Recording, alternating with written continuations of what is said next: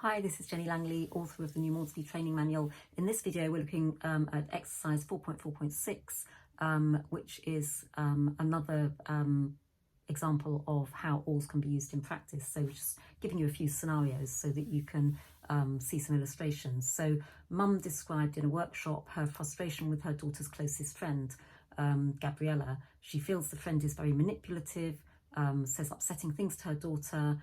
Gabriella has personal issues of her own, which are very complex, including self-harm. And the mum feels that in contrast, her daughter clearly values this friendship and is 100% loyal. So let's imagine Mum is trying to use OARS to explore this relationship with her daughter. So open questions might be: friendships can take many forms, such as trust, fun, loyalty. What would you say are the characteristics of your friendships with Gabriella? Or it might be: how do you describe your relationship with Gabriella, and what role does she play in your friendship group? Or it might be: I can see that Gabriella is having some emotional difficulties and I'm interested to understand how you're coping with that. So you could go lots of different ways with this. So imagine how Gabriella might respond. So she might say, I think we get on so well because we're both coping with really difficult things right now. And often sufferers say that they are drawn to other people who are struggling with mental health issues or eating disorders, self-harm, that sort of thing. It might be we both feel people judge us and we can understand each other and actually laugh about some of the ridiculous habits we both have.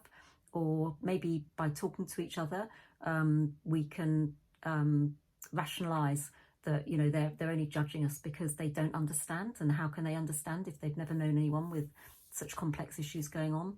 Or she might say, Gabriella needs me and I need her at the moment. So it's kind of a symbiotic relationship. So affirmations from Mum might be: I can see you're a really good friend and you've done so much to build this relationship. It might be: I very much admire you for being such a caring and supportive friend. Or it might be: you're such a good friend to Gabriella and I'm proud of your determination to stick by her despite her ongoing difficulties. Reflections: I can see you really value Gabriella's friendship. Or I can see that you both struggle with emotional difficulties and you find it comforting to face things together at the moment. And acknowledging that peer support can be really, really valuable. Certainly when my son was an inpatient, he found the peer support group therapy really powerful, with sort of like-minded, similar age people, rather than it always being an adult to child dialogue. So a summary might be: I can see that you really value Gabriella's friendship. You are a loyal and positive friend. You will be happy to stick by her through thick and thin. It must be hard at times, especially when she's pouring her heart out to you about her troubles. You're a really good friend and you have helped me understand more about your relationship with her. I'm glad you feel able to talk to me about friendship issues. Not everyone can do that.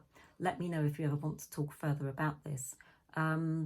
So often carers struggle with what they think are inappropriate relationships that their loved ones have, maybe with other people with eating disorders, or it might be that they're tapping into relationships online. So there's these sort of pro-anorexia, pro-bulimia websites, which on the face of it seem really, really negative, but sufferers sometimes say, actually, they were really good when I was in a really dark place because that was the only place that I felt listened to and understood, and it was the only place I felt I had connections.